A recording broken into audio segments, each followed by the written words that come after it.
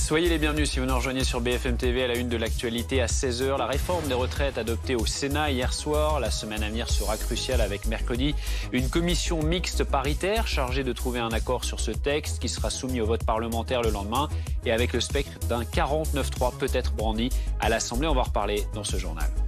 Plus de 5400 tonnes de déchets non ramassés depuis 6 jours. C'est la conséquence de la grève des éboueurs à Paris. Ils sont mobilisés contre la réforme des retraites, comme dans une dizaine d'autres villes.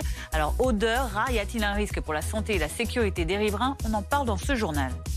Une marche blanche a eu lieu cet après-midi à Niort en hommage à Leslie et Kevin dont les corps ont été retrouvés il y a 8 jours. Ils avaient disparu dans la nuit du 25 au 26 novembre. Le père du jeune homme demande que justice soit faite. Nous serons à Niort dans un instant avec Chloé Giraud.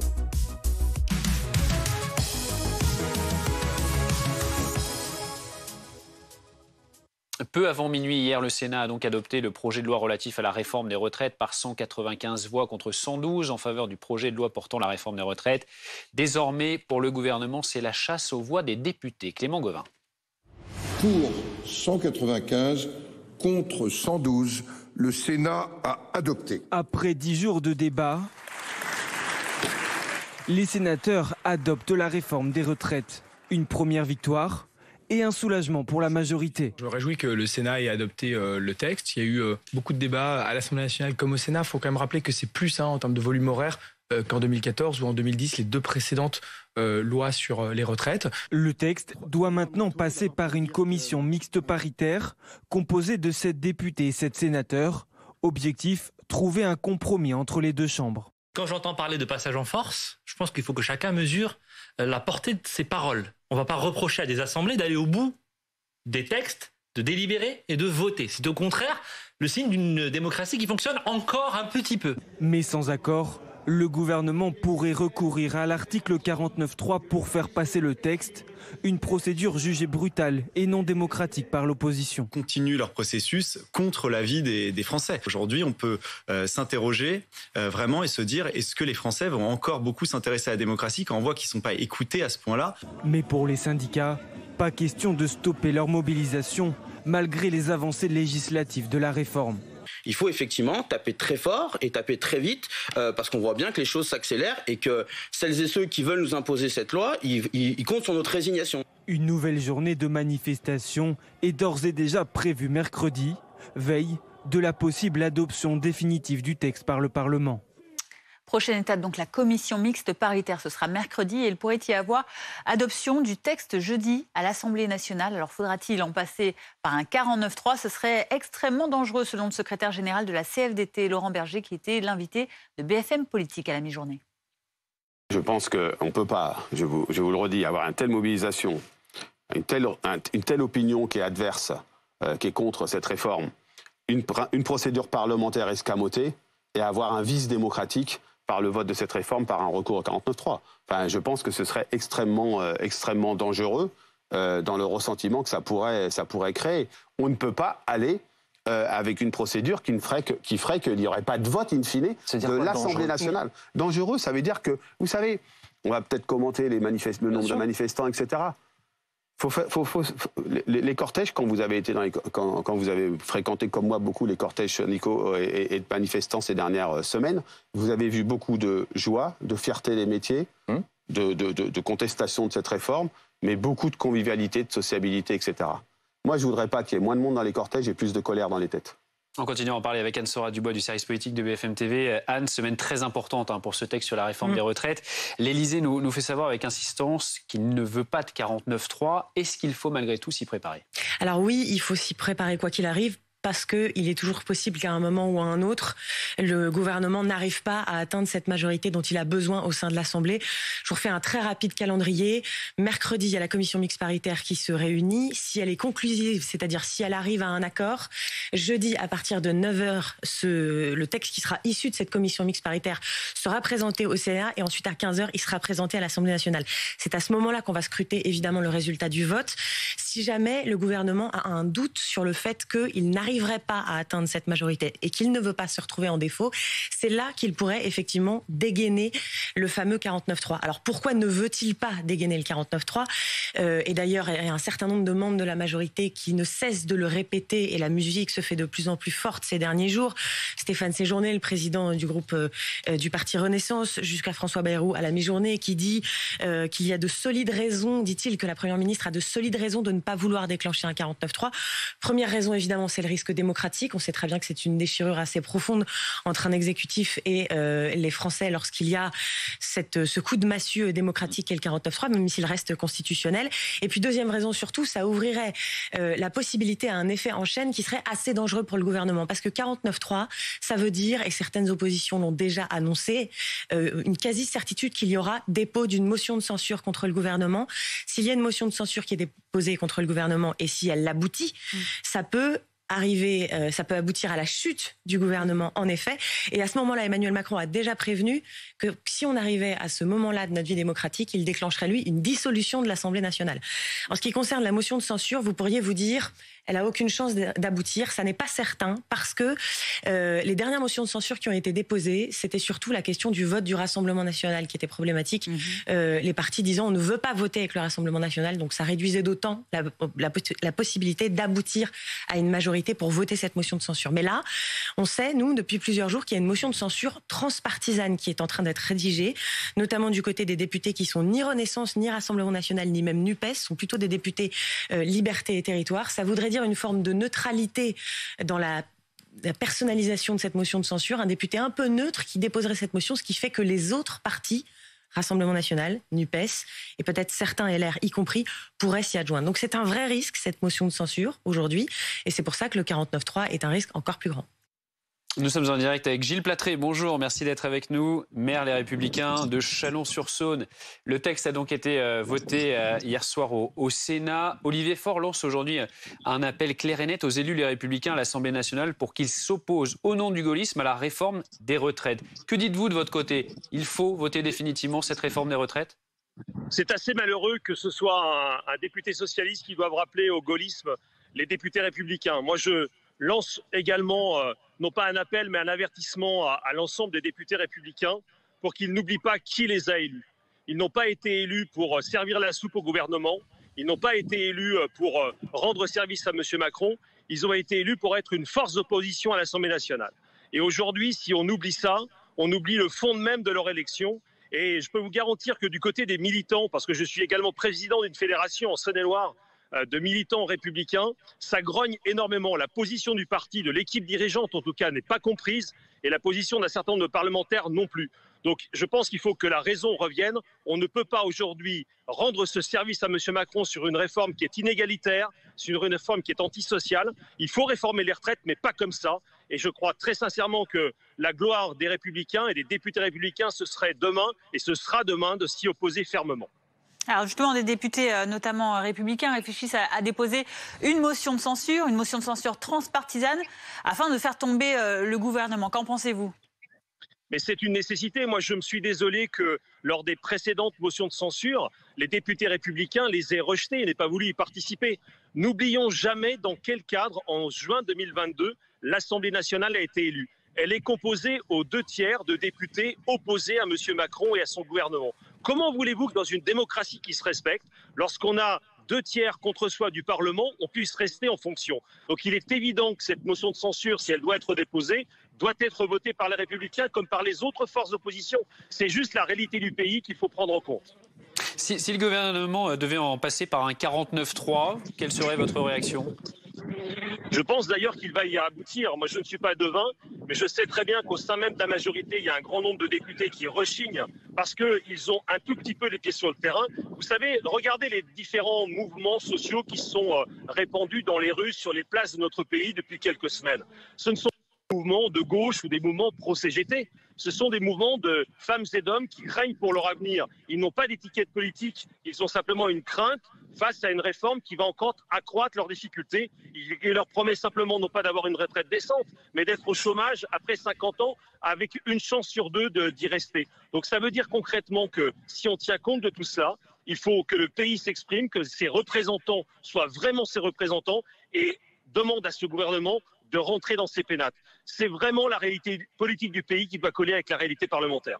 Et que dites-vous d'une proposition, notamment soutenue par les syndicats, de proposer un référendum sur cette réforme des retraites?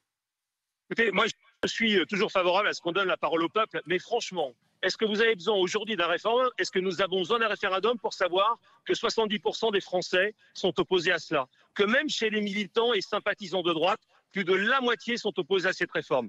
Vous savez, je crois que les Français ne sont pas opposés à toute réforme. Simplement, ils sont opposés à celle-ci pour deux raisons. D'abord parce qu'ils sentent qu'elle est injuste et qu'elle va, par exemple, être défavorable pour les femmes et les carrières hachées, parce qu'elle va précipiter dans le chômage des gens qui n'auront pas de perspective d'emploi passé un certain âge, et puis aussi parce qu'elle est proposée par un gouvernement et un président de la République qui n'ont pas la confiance de la nation. Quand on est parlementaire, on doit représenter le pays, c'est la gloire de cette mission. Et bien précisément, si on représente aujourd'hui les Français, on doit voter contre cette réforme. Merci beaucoup Gilles Platré d'avoir été avec nous en direct cet après-midi sur BFM TV. L'une des conséquences de cette opposition à la réforme des retraites, vous le constatez si vous habitez à Paris, les poubelles qui continuent d'envahir les trottoirs de la capitale. 6e jour de grève des éboueurs dans Paris contre la réforme des retraites. On en est à 5400 tonnes de déchets non ramassés et les rats commencent à pointer le bout de leur nez. Hilal El Aflahi, Philippine David et Aurore Villemur. Dans les rues de la capitale, les poubelles débordent et les déchets s'entassent jour après jour sous le regard désabusé des riverains. C'est inadmissible, je trouve. Et c'est honteux de voir Paris, que ce soit dans tous les quartiers, que ce soit dans le 16e, dans le 14e, c'est vraiment épouvantable. Dans le 16e arrondissement, les passants doivent se frayer un chemin pour continuer leur parcours. Des tas d'ordures de plus en plus envahissants qui pourrissent la vie de cette habitante. Ça mérite d'être vu, c'est abominable. Je suis exaspérée, écœurée que des mesures urgentes ne soient pas prises. Puisque maintenant, on voit qu'il y a difficilement accès à la résidence et que des odeurs se dégagent ici. Des mauvaises odeurs qui attirent les rongeurs. Les souris et les rats profitent de la situation. C'est envahi de rats, il y en a plein, il suffit d'aller derrière, c'est envahi de rats. Alors j'ai une phobie totale, donc là le soir je dois aller travailler et il faut franchir ça, donc c'est horrible. Donc j'ai mon mari qui vient me chercher à 22h quand je finis le travail, parce que sinon je peux pas. Des nuisibles qui ont une mauvaise image auprès de la population, mais si certains redoutent des risques sanitaires, les médecins se veulent rassurants. Les gens ne vont pas être agressés par les rats parce que de toute façon, ils auront de quoi largement se sustenter et ils viendront pas agresser les passants. Donc franchement, en dehors du côté esthétique et des odeurs et peut-être du risque de glisser sur une peau de banane ou un objet glissant, le risque il est vraiment plus que minime. Un amoncellement de poubelles qui modifie le paysage parisien, bien loin du cliché et de l'imaginaire véhiculé par les films et séries. De quoi surprendre les touristes en visite dans la capitale, même s'ils ne sont pas tous du même avis. On ne s'y attendait pas. On pensait que tout serait propre et sentirait bon. C'est un peu gênant. Non, Paris est romantique. Tout est beau. C'est parfait, comme dans Emily in Paris.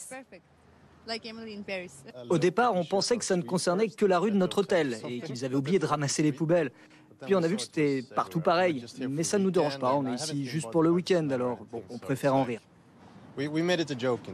À quelques pas de la gare Saint-Lazare, à proximité des grands magasins, les sacs poubelles s'entassent face à cette brasserie.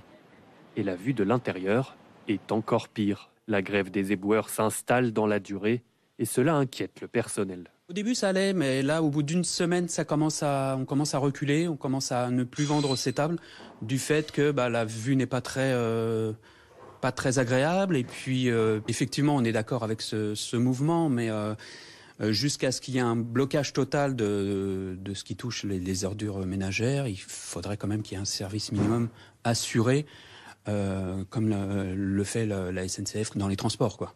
Qu'on puisse quand même un peu respirer. Un service minimum espéré par la restauration, mais aussi l'hôtellerie, car la situation empire de jour en jour et il est impossible pour ces professionnels de stocker leurs déchets. On est obligé de les sortir parce que nous, avec les détritus des clients de nos chambres, etc., on est obligé de toute façon de les sortir. On ne peut pas les laisser dans l'hôtel, on n'a pas la place et pour des raisons de sécurité et d'hygiène, on est obligé de les sortir, mais tout le monde fait comme nous et forcément, ça s'entasse, quoi. Au 6e jour de grève des éboueurs, certains coins de rue de la capitale prennent des allures de décharge. Une fois la nuit tombée, l'obscurité ne masque en rien la situation. Certains clients de cette brasserie regrettent de devoir patienter dans un tel cadre. C'est très fortement désagréable de faire la queue devant des poubelles. On venait pour un week-end plaisant et on se rend compte que le plaisir sera avec les amis et pas avec la ville de Paris comme on a l'habitude. Autre établissement, mais même problème, avec une vue sur les poubelles, difficile pour ses amis d'avoir de l'appétit. Ce qu'on a en face de nous, c'est... Là, j'ai pris des frites, j'ai pas terminé, parce qu'on a une vision quand même qui est vraiment extrêmement désagréable devant nous. Dès qu'on va prendre un verre dans n'importe quel bar, il y en a partout. Des Parisiens dégoûtés et des élus agacés. Plusieurs maires d'arrondissement réclament à la mairie de Paris de faire appel à des entreprises privées pour ramasser les déchets. Il est celui qui porte cette réforme des retraites. Le ministre du Travail, Olivier Dussopt, sera l'invité de BFM TV. Ce sera ce soir à 19h auprès de Jean-Baptiste Boursier avant une semaine cruciale pour l'avenir du texte. Ne manquez donc pas ce rendez-vous exceptionnel sur BFM TV. Dans l'actualité également de ce dimanche, plus d'une semaine après la découverte des corps de Leslie et Kevin, 22 et 21 ans, une marche blanche a réuni 300 personnes cet après-midi à Niort. C'est le père du jeune homme qui est à l'initiative de cette marche. La famille de la jeune femme a en revanche choisi, elle, de ne pas s'associer à cet événement. Les participants ont jeté des roses blanches dans la rivière où Kevin avait l'habitude d'aller pêcher. Les précisions sur place de Chloé Giraud avec Laura Champion. C'est ici, sur cette passerelle du Moulin du Milieu, que s'est achevée cette marche blanche avec un moment fort en émotion. Guy Trompa, le père de Kevin, a ici jeté dans la Sèvre plusieurs fleurs pour rendre hommage à son fils. C'est un endroit qu'il avait choisi tout particulièrement puisque Kevin aimait venir pêcher ici.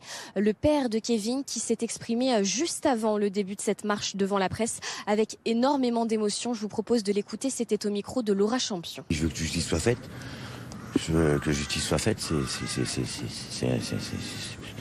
c'est insurmontable. Ils ont détruit des vies, ils m'ont détruit ma vie. Voilà. Je pourrais pas vivre sans mon fils. Près de 150 à 200 personnes ont pris part à cette marche, qu'il s'agisse de proches de Kevin ou d'anonymes. Cette marche qui s'est achevée par une prise de parole de l'ancien entraîneur de boxe du jeune homme qui lui a rendu hommage en se remémorant plusieurs souvenirs avec celui qu'il considère comme son fils spirituel. On rappelle que cet hommage a été organisé à l'initiative du père de Kevin Trompa et que les parents de Leslie Aurelbec, eux, n'ont pas souhaité s'y joindre. Alors dans cette affaire où en est l'enquête, les précisions d'Alexandra Gonzalez, chef adjoint du service police-justice de BFM TV.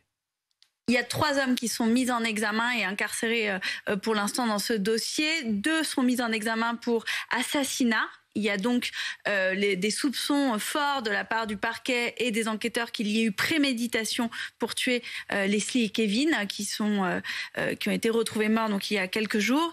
Et un 3e homme qui est mis en examen, lui, pour enlèvement et séquestration. C'est chez lui que le couple devait passer la soirée, la nuit de leur disparition.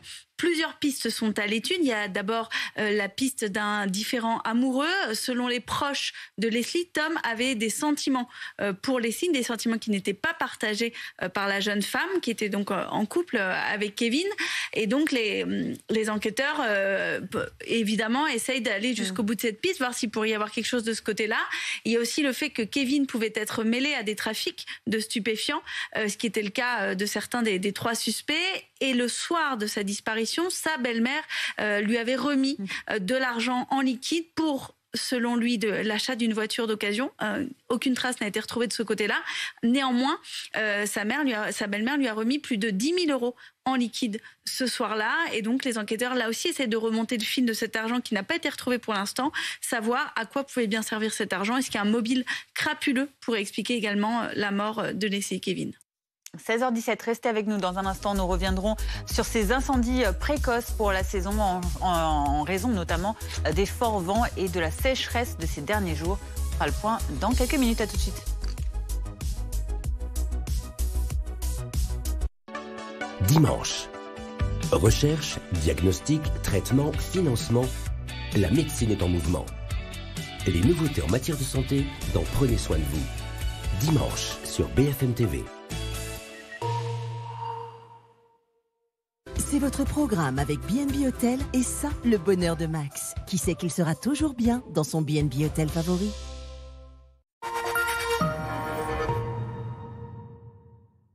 Un design affirmé pour vous démarquer de la norme. Une expérience numérique simplifiée pour trouver un nouveau souffle. Une autonomie élevée avec recharge rapide pour aller toujours plus loin. Opel Mokka i. Tout sauf normal.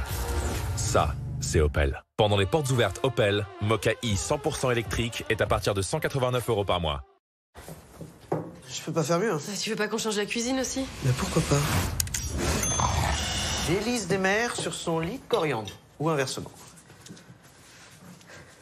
Brico Dépôt. Voyez plus grand avec nos prix dépôt. Avec son design irrésistible et son Peugeot iCockpit 3D, la i208 100% électrique a tout pour plaire. Même un futur beau-père. En ce moment, roulez surclassé avec la Peugeot i208 Finition Style et tous ses équipements.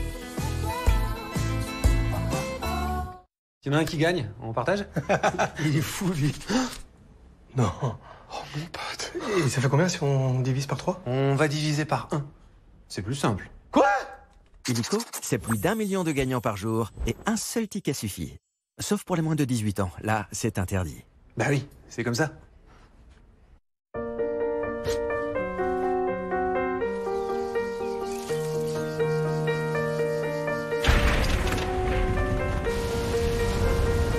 Face à l'imprévu, on peut être tenté de baisser les bras.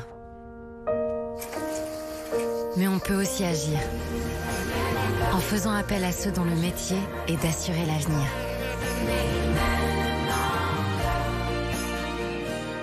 Abeille Assurance. Donnez des ailes à votre avenir.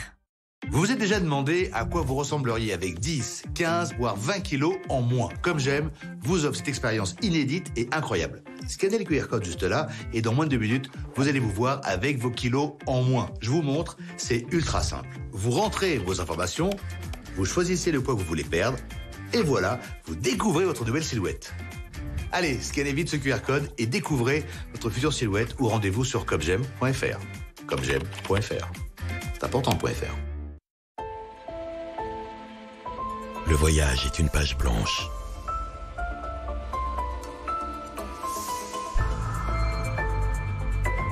Sa beauté n'est pas de savoir jusqu'où vous irez, mais ce qui vous fait avancer.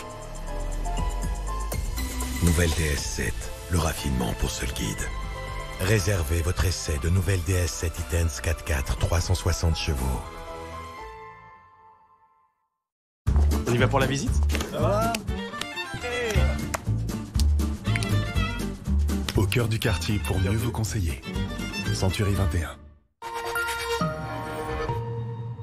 Pour la petite fuite, faut compter une petite heure pour tout démonter. Mais si c'est ce que je pense, ça va vous coûter un petit billet. Heureusement, dans la vie, il n'y a pas que des petits soucis. Alors découvrez les petites formules et les petits duos. Et aussi les petits plaisirs à partir de 2,50 € chez McDonald's. Et hop, petit logo.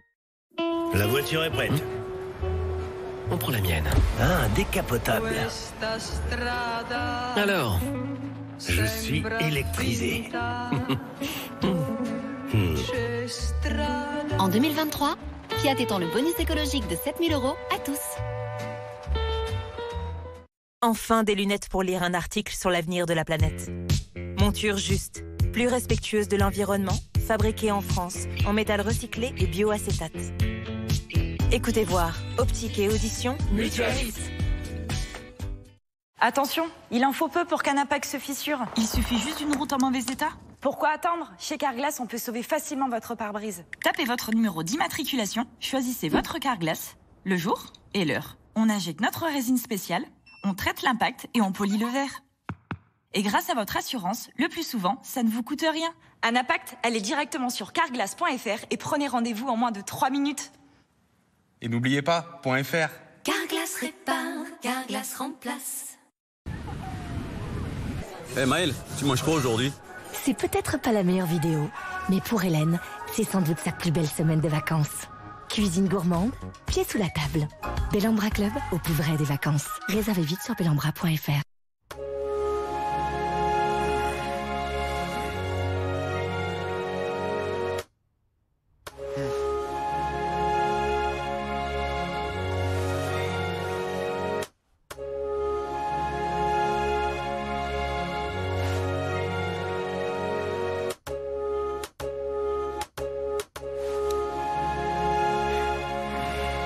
Ibis Styles, toujours le même confort, jamais le même style.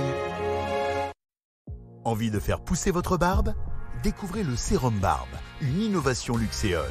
Avec plus 3029 poils de barbe en phase de croissance, vos poils sont plus épais, votre barbe plus dense et visiblement plus comblée. Une efficacité prouvée dès 14 jours d'utilisation. Le Sérum Barbe Luxéol, disponible en pharmacie et sur luxéol.com.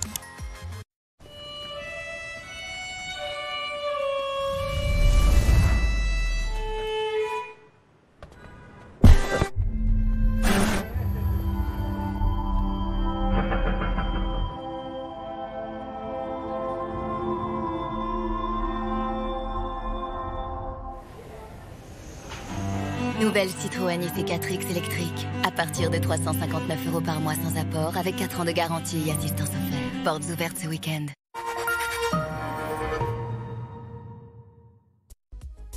16h24, merci d'être avec nous sur BFM TV. À la une de l'actualité, la réforme des retraites adoptée au Sénat hier soir. La semaine à venir sera cruciale avec mercredi une commission mixte paritaire chargée de trouver un accord sur ce texte qui sera soumis au vote parlementaire le lendemain et peut-être avec le spectre d'un 49-3 brandi à l'Assemblée. On va suivre tout cela bien sûr cette semaine sur BFM TV et on va en reparler dans le prochain journal à 16h30. Dans l'actualité également, face à la sécheresse, à des températures élevées et à des vents violents, les pompiers des Alpes-Maritimes sont confrontés à des incendies en série. Ils font face à plusieurs départs de feu. Leurs journées sont rudes en ce moment. Reportage de Victor Labbé, Margot Sève et Marine Scherer. Alors qu'ils espéraient une accalmie, les pompiers des Alpes-Maritimes ont fait face ce samedi à 3 nouveaux départs de feu. À Spéracède, à Puget-Rostan et ici à Briançonnet, où l'incendie, attisé par des rafales de vent, a déjà parcouru 30 hectares. Les conditions de sécheresse, maintenant, on sait que le moindre point d'allumage va donner lieu à un feu qui peut évoluer rapidement. Sur le département, 20 hectares sont également partis en fumée. Entre Grasse et Saint-Vallier, le feu est désormais éteint. En cette mi-mars, les pompiers interviennent donc déjà sur le front des incendies. L'année 2023 s'annonce malheureusement un peu comme l'année 2022 qui était déjà très sèche. Alors maintenant, voilà, on est qu'au mois de mars, je dirais. On a encore un petit peu de temps avant l'été. On verra ce que la météo voudra bien, si elle sera clémente ou pas avec nous d'ici l'été. Pour le moment, les températures sont en moyenne 5 à 8 degrés au-dessus des normales de saison dans le département. Les conditions météorologiques sont favorables au départ de feu. On a un déficit pluviométrique qui est très marqué, notamment sur l'arrière-pays niçois. On a un déficit de 80-90% sur le mois de février. Il faudrait que les vents se calment. C'est le cas, ça s'est calmé là nettement. Le département est sorti de la vigilance. Et puis il faudrait beaucoup plus d'eau, évidemment, pour que la nature puisse être beaucoup plus humide. Après un épisode orageux annoncé dans la nuit de lundi à mardi, le temps redeviendra sec sur les Alpes-Maritimes. Et on fait un point justement sur la météo. Votre programme avec Rosbay, soin d'excellence pour sublimer vos cheveux. Rosbay.com.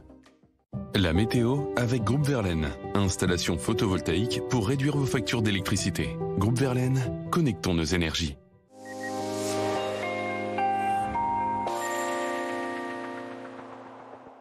Un temps temporairement plus calme pour ce dimanche. Alors on a quand même quelques précipitations qui arrivent doucement par l'ouest et on retrouvera donc ces pluies, on va le voir. Donc on voit ici cette couverture nuageuse sur l'ouest et ces précipitations tout doucement qui arrivent et que l'on va retrouver donc ce lundi matin. Du sud de la Bretagne, en remontant près des frontières du nord-est, il y aura du vent sous ces précipitations. Ailleurs, ce sera beaucoup plus calme. Dans ce flux de secteur sud, on retrouvera un ciel juste voilé, mais quand même quelques passages nuageux sur le pourtour méditerranéen. Puis dans l'après-midi, tout cela va devenir de plus en plus instable. On va retrouver des averses orageuses de l'Aquitaine en remontant sur une partie des Ardennes, une partie de la Lorraine. À l'arrière, ce sera un ciel de traîne, mais assez actif sur la Bretagne, sur le Cotentin, avec là aussi des averses orageuses. Vous le voyez, beaucoup de vent. Et puis ces entrées maritimes qui vont gagner du terrain sur le pourtour méditerranéen avec quelques pluies. Un coup d'œil à vos températures. Pour demain matin, des valeurs très douces. 12 degrés sur la côte aquitaine, à Paris également. Il fera 8 degrés en Corse. Et dans le courant de l'après-midi, eh bien, nous allons conserver encore des valeurs très élevées, jusqu'à 23 degrés à Toulouse, à Grenoble, 18 pour Paris. Votre programme avec Rosbay, soin d'excellence pour sublimer vos cheveux. Rosbay.com.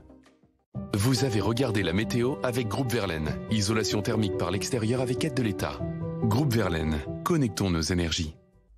16h30 sur BFM TV, bienvenue si vous nous rejoignez dans l'après-midi info. À la une, la réforme des retraites adoptée au Sénat hier soir. Rien de surprenant pour le leader de la CFDT, Laurent Berger. La semaine à venir sera cruciale avec mercredi une commission mixte paritaire et le vote parlementaire du nouveau texte jeudi. Un 49-3 sera-t-il nécessaire? La majorité en tout cas souhaite l'éviter.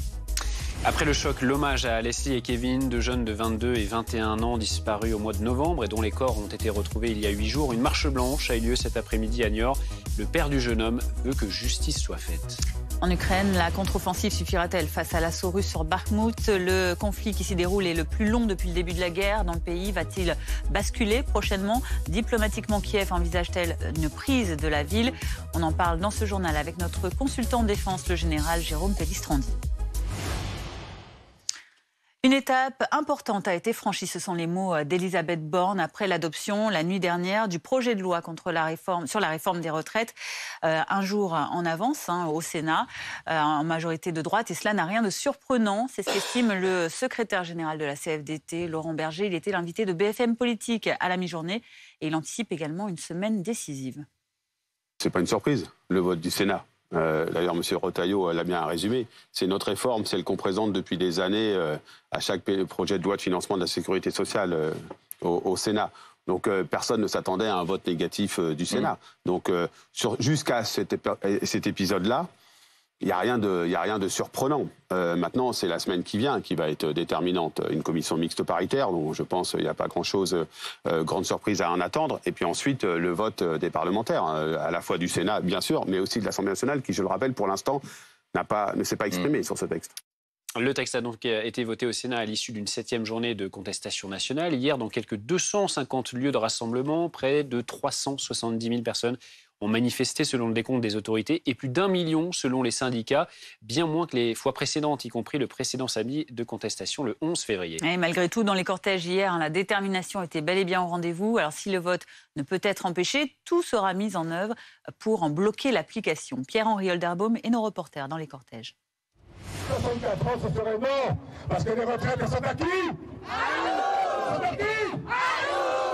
Ils étaient encore des milliers à manifester, comme ici dans les rues d'Angers. Certains qui n'ont pas pu venir en semaine se mobilisent le week-end. Après, je ne peux pas me permettre de prendre un jour sur la semaine. Je travaille, bien sûr. Il y a un ras-le-bol. Pourtant, les cortèges se sont amaigris. Mardi dernier, les syndicats enregistraient 19 000 personnes, un record pour la ville. Hier, ils étaient 4 500, un chiffre en baisse, mais les manifestants restent déterminés.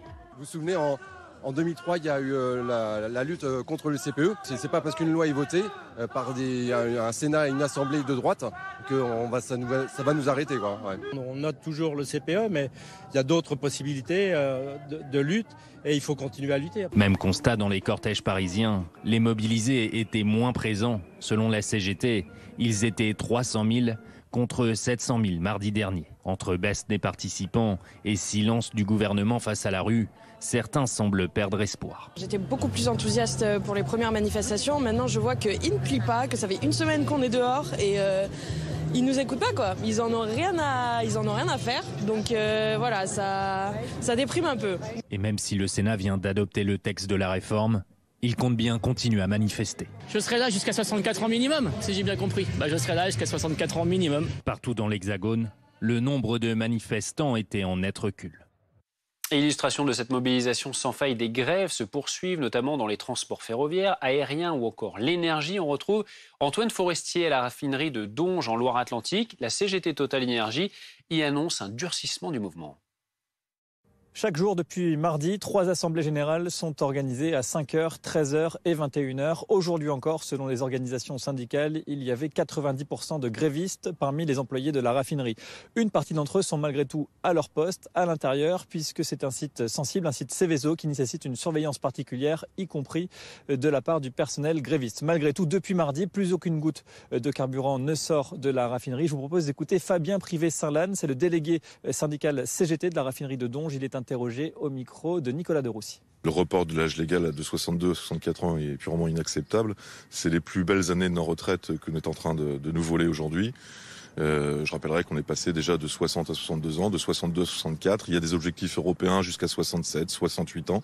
Donc on sait pour la défense de nos intérêts, pour ceux de nos enfants, pour ceux de nos parents, il est important de se mobiliser, de préserver notre système social et les garanties, les conquis sociaux que nous avons obtenus et que nos anciens ont obtenus par le passé. À court terme, il n'y a pas de risque de pénurie de carburant. Des stocks stratégiques ont été réalisés. Mais ici, le mouvement va perdurer puisque les employés ont voté une prolongation du mouvement de grève jusqu'à jeudi prochain. Prochaine étape en ce qui concerne le texte adopté donc hier au Sénat, la commission mixte paritaire. Elle est constituée de 7 députés et de 7 sénateurs. Elle devra trouver un accord sur le nouveau texte mercredi prochain. Anne-Sora Dubois, pour bien comprendre, quels sont les scénarios possibles à l'issue donc de cette commission mixte paritaire ? Alors, on va aller du plus improbable au plus probable et au plus sans doute compliqué. Premier scénario, le plus improbable, c'est que cette commission mixte paritaire ne soit pas conclusive, c'est-à-dire que les 7 députés et 7 sénateurs n'aboutissent pas à un accord. Si c'est le cas, on repart pour une navette parlementaire, c'est-à-dire que le texte va être présenté à nouveau à l'Assemblée nationale, à nouveau au Sénat, et tout ça peut durer jusqu'au 26 mars seulement, parce qu'on est toujours sur un temps contraint d'examen d'un texte budgétaire, donc 50 jours maximum. Deuxième option, si la commission mixte paritaire est conclusive. C'est le scénario clairement le plus probable. C'est très rare que les commissions mixtes paritaires ne soient pas conclusives. Donc c'est sans doute ce vers quoi on s'achemine. Donc si jamais la commission mixte paritaire est conclusive, le texte est reproposé dès le lendemain matin, donc jeudi à partir de 9h devant le Sénat et à partir de 15h devant l'Assemblée nationale. C'est à ce moment-là qu'on aura un vote, et s'il y a un vote positif, c'est là que la réforme est adoptée. S'il y a un vote négatif, évidemment, la réforme est refusée. On verra ce qui se passera ensuite. Troisième option, si le gouvernement sent qu'il n'arrivera pas à avoir une majorité. À ce moment-là, il peut décider avant le vote de dégainer le 49.3, esquiver le vote et donc imposer en fait cette réforme à l'Assemblée nationale. À ce moment-là, on rentre aussi dans un effet en chaîne très incertain. Il peut y avoir, suite à ce dépôt de 49.3 par le gouvernement, le dépôt d'une motion de censure. Si elle est adoptée, c'est la chute du gouvernement. Et si c'est ça, Emmanuel Macron a déjà prévenu qu'il pourrait déclencher une dissolution de l'Assemblée nationale. Les deux scénarios les plus probables, c'est qu'il y ait un vote positif à l'Assemblée nationale ou qu'il y ait un 49.3. Je vous redis quand même que tous les sons de cloche qu'on a du gouvernement, surtout ces dernières heures, c'est que la priorité, le souhait très ardent du côté du gouvernement, c'est d'essayer d'aboutir à un vote positif et de surtout pas être contraint à la fin d'en passer par un 49.3. On parlait des mouvements de grève qui se poursuivent, c'est également le cas, vous allez voir, dans les ramassages des ordures, avec des poubelles qui continuent d'envahir notamment les trottoirs à Paris. 6e jour de grève des éboueurs dans la capitale. Et avec plus de 5400 tonnes de déchets non ramassés, les rats forcément commencent à tourner et à rôder. On retrouve Aurore Villemur dans le centre de la capitale. Nous sommes dans le quartier de Saint-Lazare à Paris, un quartier avec beaucoup de passages, beaucoup de commerces et beaucoup de restaurants. Et voici à quoi on assiste ici, des poubelles gonflées de détritus, des montagnes de poubelles qui s'accumulent et qui s'étendent sur le trottoir. Je suis avec Nicolas. Nicolas, vous êtes de passage à Paris. Ça vous fait quoi de voir ça ? C'est vrai que Paris, c'est très beau. Mais je ne m'attendais pas forcément à voir autant de poubelles dans la capitale. Vous en avez vu beaucoup là en vous baladant ? Surtout dans cet endroit-là, j'ai l'impression, ouais. Ça change votre image de la capitale ? Pas forcément, parce que c'est très beau en dehors de ça, et j'ai conscience que c'est un contexte un peu particulier. Et concrètement, qu'est-ce qui vous dérange là de voir C'est vrai qu'il y en a quand même pas mal. Les odeurs aussi ? Quand on passe à côté, ouais, c'est vrai que ça sent un peu. Merci beaucoup Nicolas. Bon, on vous souhaite quand même de passer un beau séjour. En tout cas, voilà, des poubelles qui engendrent des odeurs assez nauséabondes. Et puis attention aussi aux nuisibles qui sont de plus en plus visibles dans la capitale. Une information qui nous parvient, vous le voyez en bas de votre écran, Elisabeth Borne qui va organiser une réunion à Matignon à 17h avec plusieurs ministres avant cette semaine cruciale, décisive, avec donc la réforme des retraites, commission mixte paritaire mercredi et peut-être donc le vote définitif jeudi. Seront présents Bruno Le Maire, Olivier Dussopt, Olivier Véran, Franck Riester et Gabriel Attal, donc 17h. À Matignon, autour d'Elisabeth Borne. On continue de parler de cette grève des éboueurs dans Paris, ces images bien sûr qui interpellent. Nous sommes en direct avec Régis Viesselis, secrétaire général CGT de la filière déchets et assainissement de la ville de Paris. Merci d'être avec nous. Comptez-vous poursuivre le mouvement encore longtemps? Jusqu'à quand? Alors déjà, le mouvement, il est reconduit jusqu'à mercredi. Mercredi, on se posera et on regardera les choses. Mais en tout cas, nous sommes très déterminés ici à continuer le mouvement jusqu'au retrait de ce projet de loi. Et dans le même temps, on pense qu'il faut se remettre à table avec les organisations syndicales pour revenir à la retraite à 60 ans et pour les métiers les plus pénibles insalubres, 50 et 55 ans, et revoir aussi les salaires parce que c'est ça qui fait aussi la retraite des travailleurs. Alors vous dites que vous allez poursuivre au moins jusqu'au retrait du texte. Que ferez-vous si cette réforme des retraites elle est définitivement votée la semaine prochaine? Est-ce que vous allez poursuivre tout de même la grève? On verra, on passera peut-être un cap supplémentaire. En tout cas, nous, c'est pas avec les petits bras des conducteurs de benne, les petits bras des éboueurs ou des égoutiers, etc., qu'on va régler la situation. La seule solution pour le retrait total et voir l'abrogation de la loi si elle est passée, c'est une grève massive des travailleurs dans ce pays. Cette grève, elle a des conséquences pour vous au niveau financier, pour tous les Parisiens, les Parisiennes également, bien sûr avec toutes ces ordures qui s'accumulent, d'un point de vue sanitaire également. Alors, d'un point de vue sanitaire, j'ai cru comprendre que le Conseil de l'ordre des médecins disait que la situation n'était pas si grave. De notre côté, ça nous embête, hein. Franchement, notre métier, c'est pas de laisser les déchets sur les trottoirs. Notre métier, c'est de rendre Paris propre partout et pour toutes et tous. Si on est contraint aujourd'hui d'en arriver là, c'est parce que M. Macron n'a pas entendu toutes les manifestations qui ont eu lieu entre janvier et mars et les millions de gens qui sont descendus dans la rue. Voilà. Et donc aujourd'hui, ces conséquences, c'est celui qui prend en otage les usagers, il s'appelle Emmanuel Macron et c'est pas la CGT ni les travailleurs en grève. Alors oui, pour nous, il y a des conséquences, mais les conséquences, on les connaît. Quand on fait grève, on n'est pas payé. Merci beaucoup Régis Viesselli, secrétaire général CGT de la filière déchets et assainissement de la ville de Paris, de nous avoir donné vos dernières informations donc sur cette grève que vous dites poursuivre jusqu'à mercredi en ce qui concerne le ramassage des déchets dans la capitale. Également dans l'actualité, il y a eu cette marche blanche en début d'après-midi à Niort, dans les Deux-Sèvres. 300 personnes rassemblées à l'appel du père de Kevin en hommage à son fils, dont le corps a été découvert le 3 mars dernier, un jour avant celui de sa compagne, Leslie. Le jeune couple avait été porté disparu fin novembre. Très ému avant le départ de la marche blanche, le père a souhaité que justice soit faite. De nombreux participants également ont montré leur émotion. Pour moi, c'est vraiment un grand choc. Parce que Kevin, c'est quelqu'un il écoutait, discipliné, respectueux de l'heure, respectueux du travail. Triste en tant que père de famille. On est toujours touché, quoi. C'était très important pour moi d'y être parce que tout simplement mon petit frère connaissait Kevin et donc sa bande d'amis. Donc c'est important pour moi de venir lui rendre cet hommage, mettre quelques petites fleurs et c'est tout ce que je peux faire en fait. Cette histoire elle prouve qu'on ne peut pas faire confiance à ses amis et même des gens qui faisaient semblant de le chercher en fait.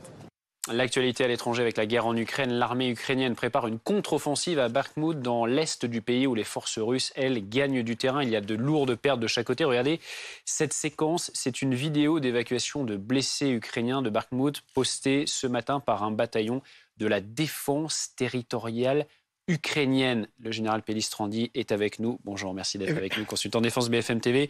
Les forces ukrainiennes déclarent se préparer à une contre-offensive ce dimanche. Comment tout cela s'organise?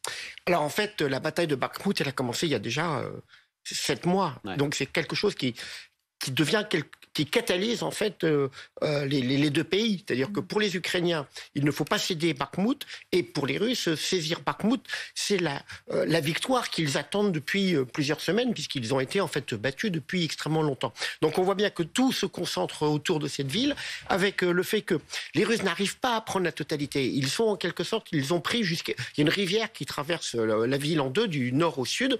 Donc les Russes sont à la rivière, mais il faut franchir la rivière. Et donc, la bataille peut durer encore extrêmement longtemps. Et on voit bien que pour les Ukrainiens, l'objectif, c'est de tenir un maximum, d'autant plus qu'ils infligent des pertes extrêmement importantes aux Russes. On estime, en fait, que pour un soldat ukrainien tué, il y a 5 Russes tués. Donc, en fait, on est dans une bataille d'attrition qui rappelle historiquement ce qu'a été à la fois Verdun et Stalingrad. Alors, vous avez expliqué comment ça s'organise du côté ukrainien. Côté russe, Evgeny Prigojine, le patron de la milice Wagner, dit qu'une nouvelle progression a eu lieu de ces hommes sur place à Bakhmout. Comment est-ce que ça se matérialise? Comment on observe cette progression de Wagner dans la ville? En fait, c'est pratiquement de pâté de maison en pâté de maison.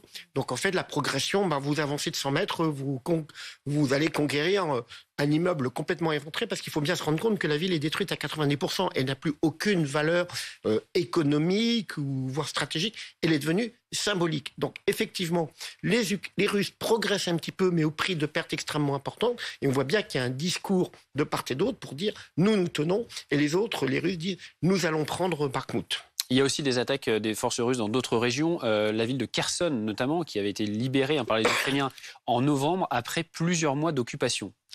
Oui, effectivement, il y a ces bombardements réguliers. Et moi, je me souviens d'avoir dit sur le plateau, au moment de la libération de Kherson, attention, les Russes, ils sont de l'autre côté de la rivière. Et au point que les autorités ukrainiennes demandent aux habitants de Kherson, finalement, de quitter la ville. Et c'est finalement paradoxal, parce que Kherson était la seule grande ville qui n'avait pas été détruite. Elle avait été saisie très rapidement au début de la guerre. Et aujourd'hui, eh bien, on voit que pour la population ukrainienne, eh bien, ça devient dangereux. Et que, donc, tant que les Russes seront de l'autre côté du Dniepr, ils pourront bombarder à loisir la ville de Kherson et puis les villages aux alentours. Vous évoquiez tout à l'heure le bilan. Il y a, selon les autorités ukrainiennes, 160 000 soldats russes qui ont été tués au combat depuis le conflit. Qu'est-ce qu'on en sait de l'autre côté ukrainien? Alors, il faut être prudent sur les chiffres ukrainiens, parce que, bien entendu, chaque camp a intérêt à dire qu'il... À gonfler les chiffres. On estime globalement que les Russes ont perdu peut-être entre 80 000, 100 000 tués. C'est énorme. On peut considérer que du côté ukrainien, avec beaucoup de précautions, c'est un chiffre qui est en quelque sorte qui est le plus secret. C'est extrêmement important d'ailleurs pour l'opinion publique ukrainienne, que les Ukrainiens ont dû perdre environ 100 000 combattants, mais il ne faut pas oublier la population civile. On estime qu'il y a environ 30 000 civils ukrainiens qui ont été tués, dont de très nombreux enfants. Merci beaucoup, Général Pellistrandi, pour toutes ces explications. Eux ne prennent pas part au combat, ils sont pourtant indispensables au quotidien des soldats. Ce sont les aumôniers militaires. Oui, ces représentants des divers cultes religieux au sein des forces armées ukrainiennes.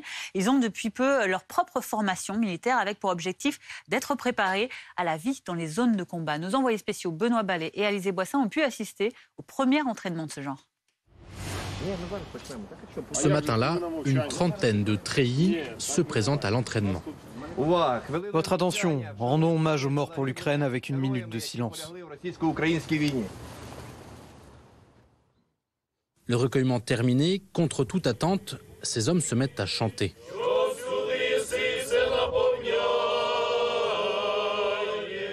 Une prière entonnée par des aumôniers sur le point de s'engager. Aujourd'hui, on s'entraîne dans la nature. C'est comme une répétition, pour qu'on puisse apprivoiser la réalité qui nous attend près de la ligne de front. La matinée commence par l'étude des méthodes de survie, comment faire un feu en forêt et autres techniques méconnues de ces hommes. Je n'avais jamais reçu jusqu'ici de formation militaire. On avait eu des cours spécialement pour les aumôniers, mais ils étaient dispensés par l'Église.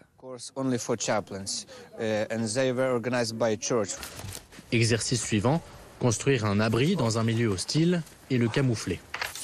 Est-ce que vous allez aussi apprendre à vous servir d'une arme ? Non, parce que la Convention de Genève dit que les aumôniers militaires ne sont pas des combattants. On ne nous donne pas d'armes. Depuis le début de la guerre, c'est la première fois que des hommes d'église reçoivent une telle formation militaire. Les aumôniers militaires ont la mission suivante, préserver l'esprit combatif des troupes. Parce que sans cet esprit combatif, sans ce courage, aucune victoire n'est possible.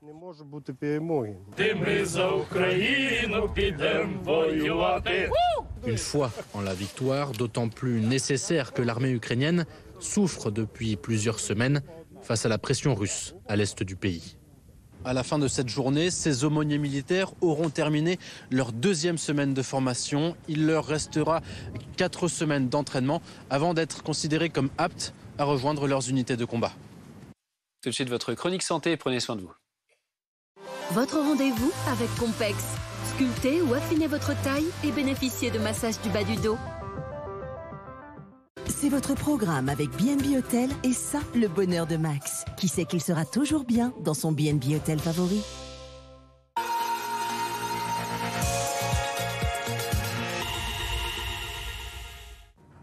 Bonjour Alain, ravi de vous retrouver. Et moi donc. À la une ce dimanche, une proposition de loi adoptée à l'unanimité à l'Assemblée. C'était le soir du 8 mars et ce n'est pas un hasard. Et c'est un texte qui vise en fait à améliorer la prise en charge des femmes après une fausse couche. Alors c'est une épreuve en fait qui est beaucoup plus fréquente qu'on ne le pense, puisque selon une étude qui a été publiée en 2021 dans le Lancet, 15% des grossesses se terminent par une fausse couche, c'est-à-dire une interruption de grossesse spontanée dans les 5 premiers mois. Et d'ailleurs, ce chiffre des 15% pourrait être sous-estimé. Une femme sur 10 y serait en fait confrontée dans sa vie. Ça ferait environ 200 000 Françaises chaque année. Et si chacune va vivre cette épreuve de façon différente, entre tristesse, parfois honte, culpabilité, on estime qu'un mois après cette interruption de grossesse, 30% vont souffrir de stress post-traumatique et 1 sur 4 d'anxiété sévère. C'est le résultat d'une étude de l'Imperial College de Londres. Alors justement, lorsqu'on parle en fait de fausses couches, eh bien, il y a plusieurs types de situations. Soit, en fin de compte, le processus d'expulsion peut aller naturellement jusqu'au bout, soit il y a besoin de prendre un médicament pour aider, soit même une intervention chirurgicale comme un curetage. Et puis, il y a le problème des saignements qui peuvent durer relativement longtemps, et puis de ces troubles psychologiques, de ces difficultés psychologiques. Et là, encore une fois, ils sont sous-estimés et donc il y a vraiment des choses à faire. D'où l'intérêt de supprimer le délai de carence. Actuellement, les 3 premiers jours d'arrêt maladie ne sont pas rémunérés et cela devrait changer d'ici au 1er janvier prochain. Alors, plus largement dans cette proposition de loi, eh bien, il y aurait en fait un parcours fausse couche. C'est-à-dire qu'en fait, on aiderait à mieux former les professionnels de santé et les psychologues pour mieux accompagner les femmes. Il s'agit notamment de proposer des consultations chez un psychologue agréé par l'assurance maladie à ces femmes, mais aussi à leurs partenaires. Et pour cela, il faudra une ordonnance, soit du médecin, soit de la sage-femme. Nous, on vous prescrit de nous retrouver la semaine prochaine. Rendez-vous dimanche prochain. Et d'ici là, prenez soin de vous. C'était votre rendez-vous avec Compex. Sculptez ou affinez votre taille et bénéficiez de massages du bas du dos. C'était votre programme avec B&B Hôtel et ça, la bonne humeur de Max, qui sait qu'il sera toujours le bienvenu dans nos B&B Hôtels. 16h50, merci de nous avoir suivis dans l'après-midi info cet après-midi. On vous laisse avec Pauline Simonet pour BFM Story Weekend. Elle reviendra notamment sur cette réunion de ministres programmée à 17h à Matignon autour d'Elisabeth Borne pour préparer notamment les prochaines étapes du parcours législatif du projet de loi sur la réforme des retraites. On vous souhaite une bonne fin de journée sur BFM TV. Bonne fin de journée à tous.